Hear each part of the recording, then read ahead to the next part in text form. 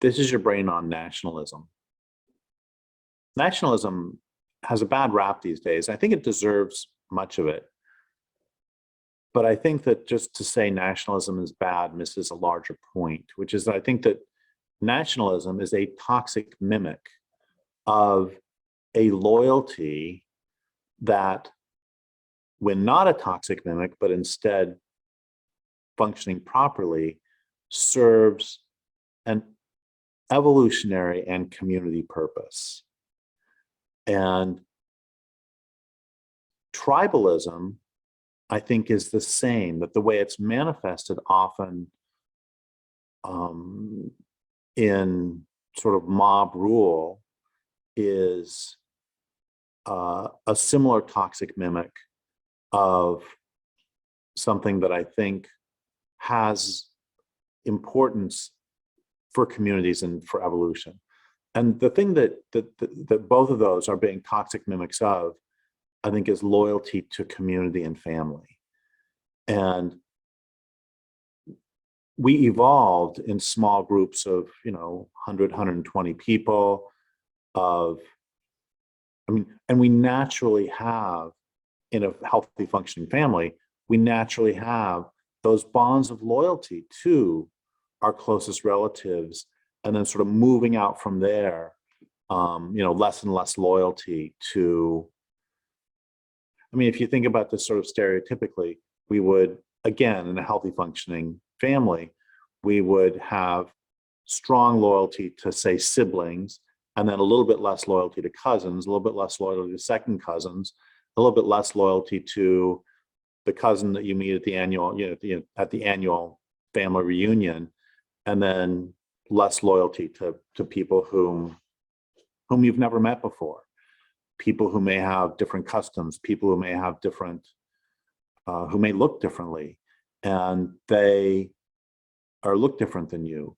And that, I think, is, we see this in the natural world all the time, that if you have, and sometimes it's pretty strong, the single largest killer of wolves is other wolves. And that's because the males will go out, I think females too, but anyway, the males will go out, males and females, well, the young wolves, we'll just say that, will go out to find new territory. But somebody else already lives in that territory, and they're like, hey, we don't actually want you here. We don't, our ecological niche is full, and we don't appreciate your trespassing on our home. And you see it with fish, that everybody will get some territory. So the point here is that I don't think the key is that nationalism is a toxic mimic of family loyalty or community loyalty. I think that the nation state has become a toxic mimic of community. And we're supposed to have loyalty to community, but we end up having loyalty to this larger, and this is a problem that goes back 8,000 years. This is a problem that goes back a long time. We think about, I've said often that there was a transformation that took place back in the 80s, which was the first time that the mainstream media would talk about humans as consumers more often than it would talk about them as citizens. And if you're a consumer, your choices for resistance are buy and don't buy. If you are a citizen, your choices are buy, don't buy, boycott, organize, leaflet. And when a government becomes destructive of life, liberty, and the pursuit of happiness, it's the right of the people to alter or abolish it. You can rebel, and that's as a citizen. But there's another transformation that took place thousands of years ago, was when we were converted from human animals who live in communities, who require habitat and who have teeth and claws, into citizens of a larger state where our loyalty is now not to be to our small community and to our land base, but instead our loyalty is to be to this larger nation state for which we will die. And it makes some sense to die for those you truly love. I would have no problem giving my life for someone I love. It has always, even though I've always been a student of military history and found the tales of sacrifice that happen during war, for example, just incredibly moving. But at the same time, what are you giving your life for? I mean, at the Battle of Cold Harbor in the American Civil War, the federal troops were charging against a line that they knew was impregnable, and they would write their names and addresses on pieces of paper and pin them to their shirts before they went into battle so that somebody would know what relative to tell. And what are they dying for? They're dying for a larger, they're dying for the United States to maintain as one. That's this. I'm reading a novel right now where it's a thriller set in World War II, and there's one of the protagonists is an American bombardier who is a German American, and he is sent to bomb a specific town in Germany, and this gives him a moral conflict because he has relatives like his aunt and uncle whom he knew when he was children, when he was a child. His aunt and uncle live in that town, and so he's going to bomb the town where they live.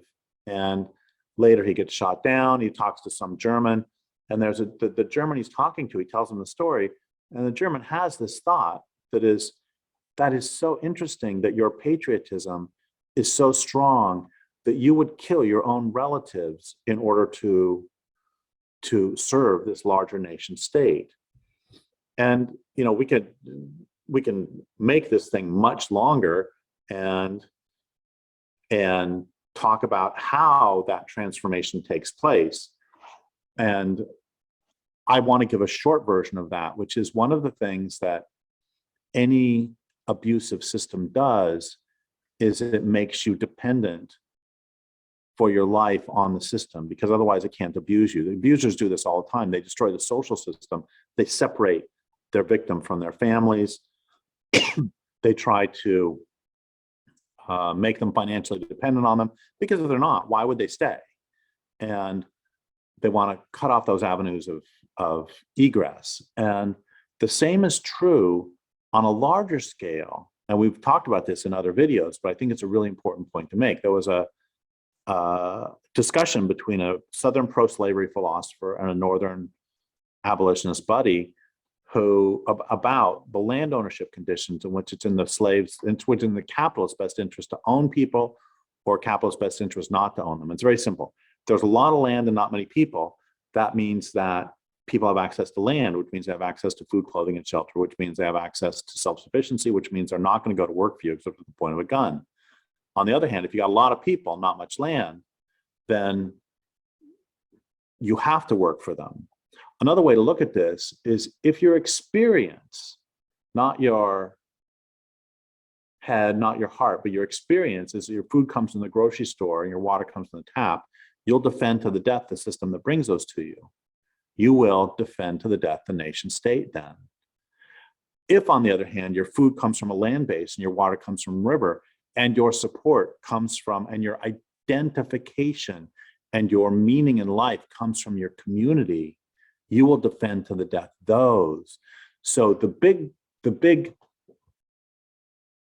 con is not that we are convinced to have loyalty to the nation state.